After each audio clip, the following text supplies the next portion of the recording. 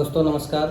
मैं सतवीर दलाल अपने यूट्यूब के भारत लिंक चैनल पर आपका स्वागत करता हूं। दोस्तों आज हम कुश्ती जगत की जिस शख्सियत के सामने हैं उनका नाम पूरे कुश्ती जगत में बहुत ही आदर और सम्मान के साथ लिया जाता है। आखिर क्यों न लिया जाए, क्योंकि वो ओलंपियन हैं, वो एशियन गेम के विजेता हैं, वो नेशनल गेम के गोल्ड मेडलिस्ट हैं और 4 बार पुलिस गेम के गोल्ड मेडलिस्ट हैं और सबसे बड़ी बात यह है कि अर्जुन अवार्डी हैं।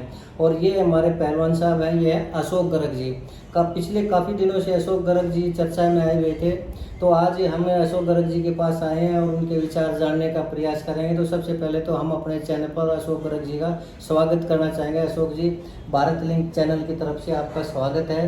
तो आपने हमें टाइम दिया, इसके लिए हम आपका बहुत बहुत धन्यवाद अदा करते हैं जी। सबसे पहले भारत लिंक की टीम जो मेरे पास मेरे घर पे आई है, मैं उसका धन्यवाद करता हूँ। और जितने भी दर्शक भारत लिंक से जुड़े हैं वो इस चैनल को सब्सक्राइब करें जी। धन्यवाद सर आपका बहुत बहुत। और इसको लाइक करें। सभी दर्शकों का मैं एक बार फिर अपने पूरे तहे दिल से धन्यवाद करता हूँ।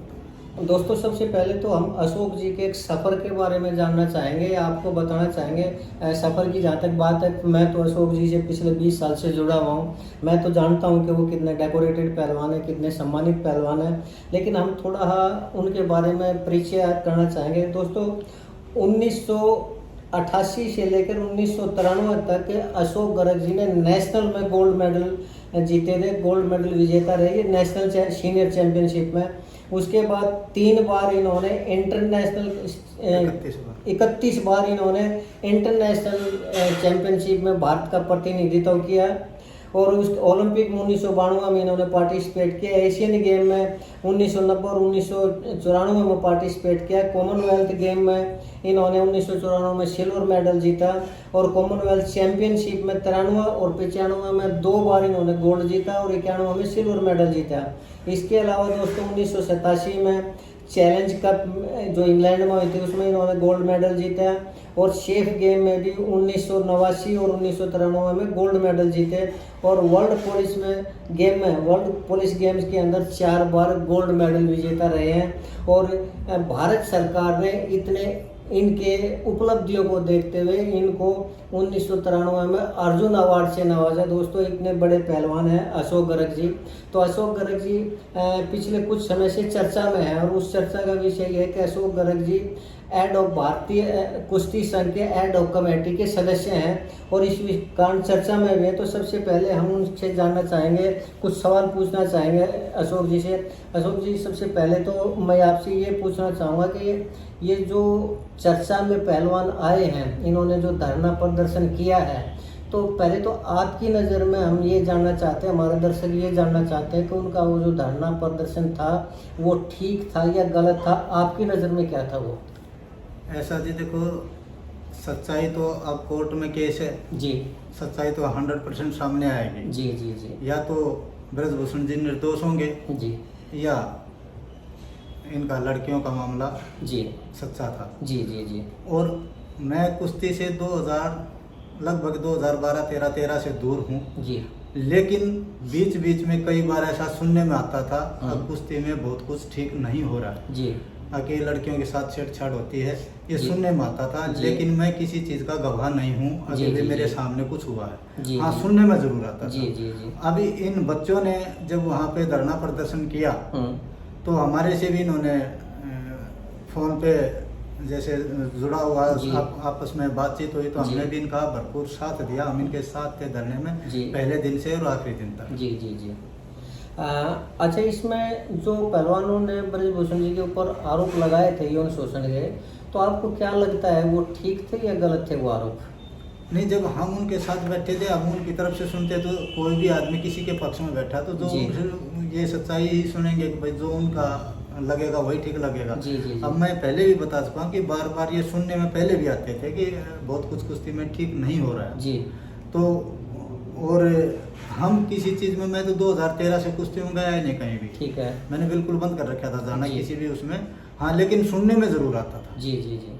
अब वो सच्चाई है नहीं है वो मुझे नहीं पता। अच्छा अशोक जी, हम एक चीज़ जानना चाहेंगे कि आपने कहा कि आप 2013 से कुश्ती से दूर थे, तो फिर जो एडहॉक कमेटी हुई उसमें पहलवानों ने सरकार से ये गुजारिश की कि जी हमारी तरफ से भी नाम होने चाहिए, तो उसमें एक नाम आपका भी था। तो आपको एडहॉक कमेटी का जो सदस्य बनाया गया है वो किस आधार पर बनाया गया? क्या उनके कहने से बनाया गया या आपकी योग्यता के अकॉर्डिंग बनाया गया आपको? नहीं, उसमें शायद इन पहलवानों की खेल मंत्री के साथ कोई मीटिंग हुई थी। जी उस मीटिंग में इन्होंने अपना पक्ष रखा कि एडहॉक कमेटी में हमारे भी मेंबर होने चाहिए। जी तो उस टाइम पे एक हमारा रिकॉर्ड को देखते हुए भी और एक सीनियरिटी भी देखते हुए इन्होंने जी। मेरा और एक ज्ञान पहलवान जी हैं जो मेरे से भी काफ़ी सीनियर हैं जी, जी, और जी। हिंदुस्तान के बहुत ही अच्छे पहलवान भी रहे हैं, जी। रेलवे से रिटायर हैं अभी। हाँ एक उनका, वो खुद ओलंपियन है, ध्यानचंद अवार्डी हैं, वो हमारा दोनों का नाम लिया जी और खेल मंत्रालय की तरफ से हम दोनों का एडहॉक कमेटी में नाम आ गया। जी। अच्छा, इस एडहॉक कमेटी के बारे में अशोक जी मैं एक चीज़ और पूछना चाहूँगा, जो खुद मेरे भी कई बार कौतूहल का विषय है और लोग भी जुड़ना चाह रहे हैं। जो इसके एडहॉक कमेटी के चेयरमैन है बाजवा जी, कर्ण सिंह बाजवा जी, वो कुश्ती जगत से नहीं जुड़े हुए हैं, न तो वो पहलवान है, न कुश्ती की किसी संघ के वो अध्यक्ष रहे हैं या सदस्य रहे हैं। तो एक गैर कुश्ती वाले आदमी को, गैर कुश्ती संघ से जुड़े हुए आदमी को एडहॉक कमेटी की कुश्ती का की एडहॉक कमेटी का अध्यक्ष कैसे बनाया गया, ये समझ में नहीं आ रही। वो पिछले 12 साल से वुशु के प्रेसिडेंट थे जी। और उसके बाद शायद उन्होंने कोई अपने ही लिंक में वुशु का प्रेसिडेंट बना, क्योंकि इसके नियम हैं कि 12 साल के बाद ये अध्यक्ष नहीं रह सकते। अच्छा अच्छा, ठीक है। तो इसके बारे में ये किसने इनको अध्यक्ष बनाया है, हाँ। या तो खेल मंत्रालय बताए हाँ। या साई बताए या आईओए बताए, इसमें हमारा कोई हमें नहीं पता है इनको किसने बनाया। अच्छा अच्छा, लेकिन अब जो उनकी कार्यशैली रही है, आपके अनुसार एक पहलवान होने के नाते आपको लगता है कि वो संतोषजनक रही है? कार्यालय शैली तो कुल मिला के यही देखता हूँ मैं आके, वो जैसे हम भी कमेटी के मेंबर हैं, जी। तो उसमें पता नहीं या तो उनकी नहीं चलती या हमारी कम सुनते हैं। अच्छा अच्छा। तो कई बार हमें भी लगता है कि शायद कोई पहले वाला ही तंत्र काम कर रहा है। अच्छा अच्छा। तो ज़्यादातर उन्हीं लोगों की सुनवाई आज भी हो रही है जो पहले फेडरेशन के साथ जुड़े हुए थे। अच्छा चलिए सर, ये तो खैर सरकार का विषय है, इस मामले में तो हम क्या कह सकते हैं कि किसकी चलती है किसकी नहीं चलती। अच्छा, लेकिन एक अशोक गरज जी, हम एक चीज़ जानना चाहेंगे कि लोगों की ये थी और शायद कहीं कोई नियम भी है कि बगैर ट्रायल दिए एशियन गेम में कोई नहीं जाएगा, और ये जो पहलवान थे विनेश फोगाट जी थे, बजरंग पूनिया जी हैं, इनका ये प्रयत्न था कि बगैर ट्रायल के एशियन गेम में पार्टिसिपेशन हो। तो क्या ये उचित है कि वो बगैर पार्टिसिपेशन के एशियन गेम में पार्टिसिपेट करें, ये बताएं आप। देखो, आपने कहा है कि क्या बजरंग के और विनेश की ऐसी सिचुएशन थी कि वो बिना ट्रायल एशियन गेम में जाएं। जी। उनकी ऐसी सिचुएशन, ऐसी स्थिति नहीं थी, ना उन्होंने कभी ऐसा कहा कि हम बिना ट्रायल जाएंगे। जी। और उन्होंने लिखित में एप्लीकेशन देके और सरकार से टाइम मांगा था कि हाँ। हमें 3-4 महीने से हम प्रैक्टिस से दूर हैं, हाँ। और हमारे को समय दिया जाए, हाँ। और अगस्त के हाँ। पहले हफ्ते में या दूसरे हफ्ते में हमारी ट्रायल करवाई जाए। जी, ठीक हम है। ट्रायल देके जाएंगे। लेकिन अब तो सितंबर आ चुका है। तो मैं आपको बताऊं ना, जी, फिर जी। ट्रायल जो पहलवानों के ये एशियन गेम्स होते हैं, कॉमनवेल्थ गेम्स होते हैं, ओलंपिक होता है जी। इसमें कम से कम 2-2.5 महीने पहले नाम भेजने होते हैं। अच्छा अच्छा, ठीक है। हाँ, तो अगस्त बहुत नज़दीक था, तो उस टाइम ट्रायल वो नाम नहीं भेज सकते थे, जी। नाम पहले भेजने थे। जी, ठीक है। नाम पहले भेजने थे, तो 22-23 मई को ट्रायल करवाई गई, ठीक है। और उस ट्रायल में जो जीतेगा वही जाएगा। जी। तो उसमें जब तक हमारी बात थी, ये शायद हमारी 10 जुलाई के आसपास हमारी 10 मई के आसपास हमारी बात हुई है ठीक कि है। हम 4 मेंबर थे एडहॉक कमेटी के, मैं और ज्ञान पहलवान जी, बाजवा जी और सुमा सरूर, एक जी, शूटिंग की लड़की, जी जी जी अर्जुन अवार्डी है, द्रोणाचार्य अवार्डी जी। और ये जगमेंद्र पहलवान जी चीफ कोच हैं जी। उसके फ्री स्टाइल के, और जी। हरगोविंद जी ग्रीको रोमन के चीफ कोच थे। जी। हमारी 6 आदमियों की मीटिंग हुई 10 जुलाई के आसपास, 10 की है 11 की ठीक बात है। कुछ ऐसी। ठीक है। तो उसमें सभी का ये निर्णय हुआ था हाँ। आगे भाई इनकी कोई ट्रायल अगर इनकी लेनी है, जो 6 पहलवान बाहर ट्रेनिंग के लिए गए हैं, जो धरने प्रदर्शन पे बैठे थे, जी। उनको जो टाइम दिया है उस हिसाब से अभी 22-23 को उनका नाम भी भेज देंगे और इनका भी नाम भेज देंगे एशियन गेम्स के लिए। ठीक है। और अगस्त के पहले हफ्ते में ट्रायल ले लेंगे। ठीक है। हमने ये सुझाव दिया था कि जो इन 6 वजनों में जो धरने पे बैठे जिनको सरकार ने टाइम दिया है, ठीक है, इन 6 वजनों के फर्स्ट, सेकंड, थर्ड तीनों को रख लिया जाए और एक एक वो हो जाएंगे, 4-4 हो जाएंगे। इनकी फिर अगस्त के पहले हफ्ते में ट्रायल ली जाए। ठीक है। जो फर्स्ट हो जाएगा उसको हम एशियन गेम में भेज देंगे जी। तो हमारी जब तक मीटिंग हुई तो हमारा एजेंडा यही था और हमने मैंने और ज्ञान पहलवान जी ने उनको लिखित में भी दिया था, दस्तखत करके भी दिए थे ताकि इनकी ट्रायल इन 3 आदमियों से ली जाए। ठीक है। अच्छा, उसमें एक शायद कुछ लोग चैनल के माध्यम से किसी और उससे ये भी कहते हैं कि इस मामले में भी थोड़ा तेज चाहिए ताकि इनकी तो बजरंग पूनिया और विनेश फोगाट जी इनकी तो एक ही कुश्ती होगी और बाकी के जो पहलवान वो 3-3, 4-4 कुश्ती लड़के ने तब फाइनल तक पहुँचेंगे। तो ये इस तरह का ये क्या सिस्टम है? नहीं, देखो, एक ट्रायल होती है, उसमें 3-4 कुश्तियाँ तो होती है। हाँ। लेकिन कोई सिचुएशन ऐसी आ जाए कि उस टाइम पे ट्रायल देने के उसमें नहीं थे, प्रैक्टिस नहीं कर रखी थी, मैंने टाइम मांगा था तो टाइम में हमने तो जो लिख के दिया था उसमें ये कहा था भाई 3 आदमी 2-2 ट्रायल हो जाएंगे। तो कोई ऐसी एक ही कुश्ती उसमें ज्यादा आती, 3 हो जाती थी। ठीक है। तो उसमें 2 हो जाएंगी। लेकिन मैं ये आपको बता रहा हूँ, एक तो ये अंतिम लड़की जिस दिन इन्होंने कोर्ट में केस किया उससे पहले दिन की बात है, और एक सुरजीत पहलवान था, उसने 2 आदमियों ने कोर्ट में केस किया था। ठीक है। और दोनों के कोचों से मेरी जिस दिन इन्होंने कोर्ट में केस किया उससे पहले दिन बात हुई। ठीक है। और मैंने दोनों को ये कहा भाई हमने ये कोशिश करी है कि भाई 3-3 आदमियों को रखा जाएगा और इनकी ट्रायल होंगे और आप कहीं भी मत जाओ, 100% ट्रायल होंगे। ठीक है। लेकिन फिर ये कोर्ट में चले गए। कोर्ट में कब गए? कोर्ट में जब ये गए, जब न्यूज़पेपर में ये आया कि बजरंग और विनेश डायरेक्ट पार्टिसिपेट करेंगे। अच्छा। लेकिन इसके बारे में हमारी किसी से कोई मीटिंग नहीं हुई। अच्छा। 18 जुलाई को बाजवा जी का मेरे पास, मेरे घर पे ही था, फोन आया कि एज पर रूल हमने फैसला ले लिया और ये बजरंग और विनेश ये डायरेक्ट जाएंगे। तो ये हाईलाइट होने के बाद फिर इन्होंने कोर्ट में केस किया। ठीक है। लेकिन कोर्ट में जाने से पहले मेरी अंतिम लड़की के कोच से बात हुई और सुरजीत पहलवान के पिताजी हैं, वो कोच भी हैं, उनसे भी बात हुई। ठीक है। भाई हमने ये निर्णय लिया है कि हम इनकी ट्रायल करवाएंगे 100%। ठीक है। लेकिन सच्चाई ये भी है कि इन्होंने किसी की मानी नहीं, ये कोर्ट में चले गए और कोर्ट ने पिछले दस्तावेज देख के, मुझे भी नहीं आज तक पता, ना मैंने वो देखे हैं, लेकिन जो सुनने में आया कि 2017 में ब्रजभूषण जो प्रेसिडेंट थे उन्होंने एक रूल बनाया था, जो स्टेट बॉडी है उनकी भी परमिशन लेके और चीफ कोचों की भी परमिशन लेके, कि कोई भी एशियन गेम्स होता है, ठीक है, तो उससे पहले जो ओलंपिक होता है उसमें जो मेडलिस्ट है और जो उससे पहले वर्ल्ड चैंपियनशिप है उसके मेडलिस्ट को हम डायरेक्ट भेज सकते हैं। ये 2017 में उसने लिखित में ये रूल बना रखा। ठीक है। उसी के आधार पर कोर्ट ने फिर इनका फैसला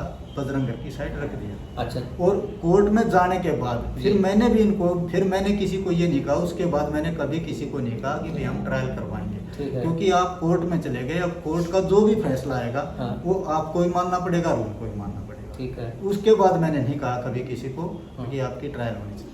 अच्छा, एक बात और पूछना चाहता हूँ मैं अशोक जी, कि जैसे अब ये मामला उठा है कि भाई बजरंग पूनिया है वो बिना ट्रायल के जाना चाह रहे हैं, लेकिन हमने ये सुनने में आया कि इससे पहले भी ऐसा होता रहा है कि पहलवान है वो बगैर ट्रायल के जाते रहे हैं, तो क्या ऐसा होता रहा है?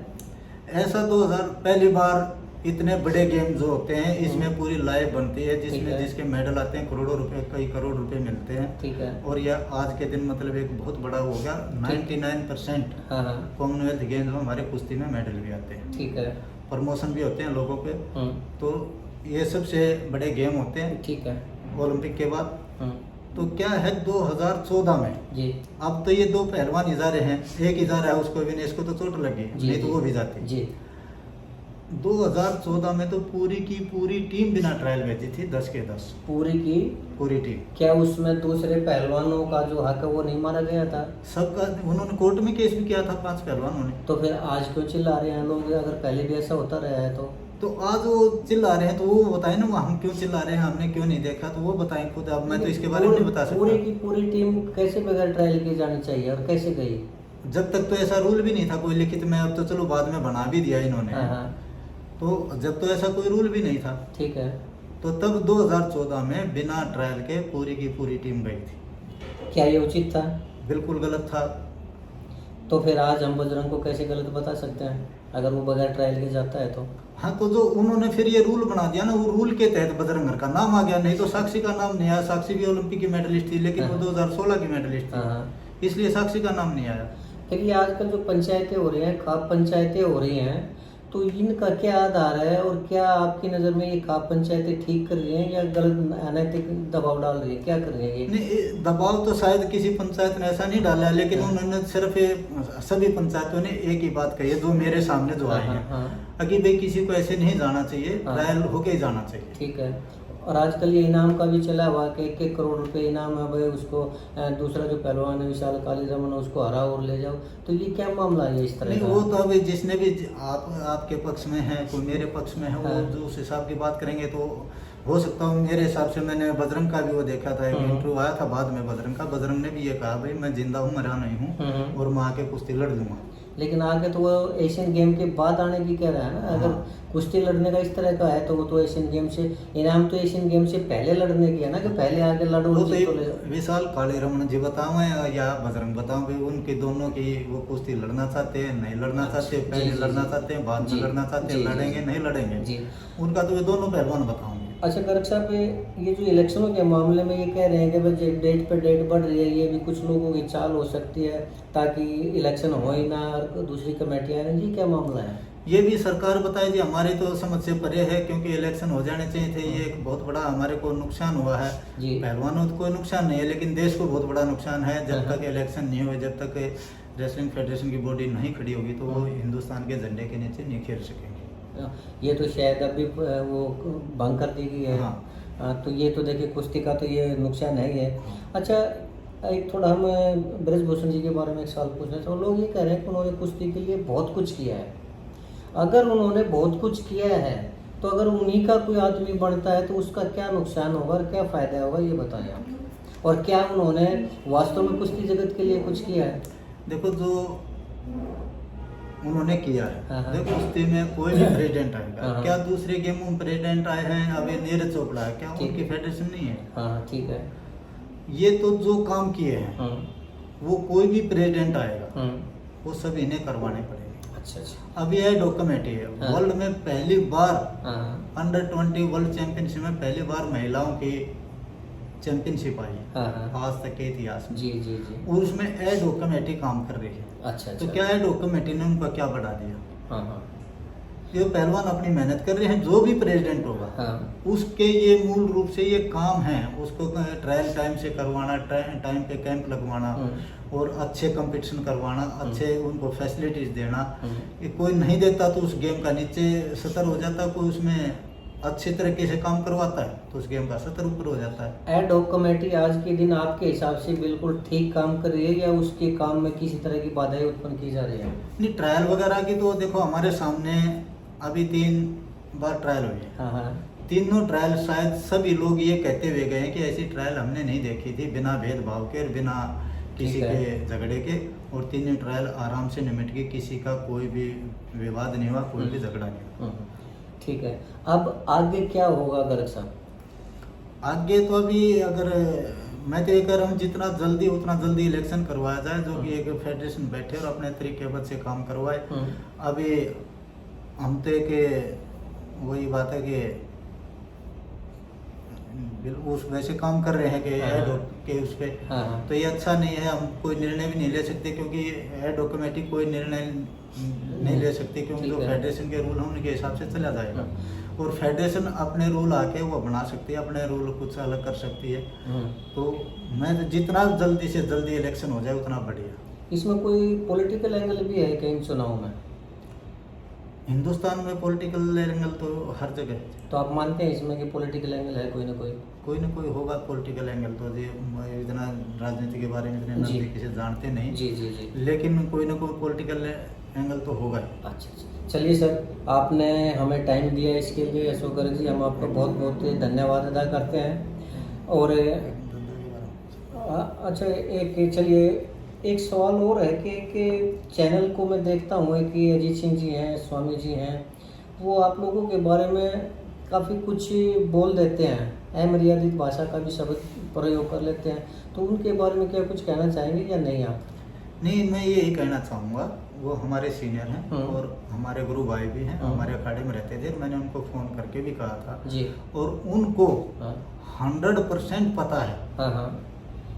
कि हम ट्रायल के हक में हैं और थे और रहेंगे। हमने लिखित में भी दिया है, योगेश वर्दत कोई बताया, हमने एक ये सुंदर है, इनको भी बताया, हमने इनको लिखित में भी देखा, जी। लेकिन कोई किसी चीज़ को मानने की वो नहीं कर रहा कि ये ठीक है। मैंने ये भी बोला उनको, भाई कहीं लिखित में, कहीं कोई वर्बली कोई ये बताए, हमने और ज्ञान पहलवान जी ने कहीं भी ये कहा हो कि बिना ट्रायल ये नहीं जाएंगे। अच्छा अच्छा। तो लेकिन फिर भी नहीं मान रहे। हमने लिखित का भी दिखा दिया, लिखित को मैंने आपको भी दिखाया है। नहीं, मेरे पास भेजना, मैं ये उसमें भी डालूंगा, तो हाँ। ताकि इसमें हमारे और दर्शक भी इसको मेरा देख ये सकें। मैंने जी। फोन चेंज कर लिया, नहीं तो मैंने न्यूज़पेपर में भी दिया है हाँ। और उसमें सबके सामने भी कहा है और लिखित में हमने फेडरेशन में दे रखा है। फेडरेशन के कंप्यूटर से ही ये लेटर निकलवा रखा है हमने ट्रायल का। जी, जी, ये नहीं जी। कहीं हम बाहर से लाके दस्तखत करके दे दिए। ठीक है। 10 जुलाई 4-5 बजे के आसपास का उसका कंप्यूटर जो WFI का वो कंप्यूटर देख ले।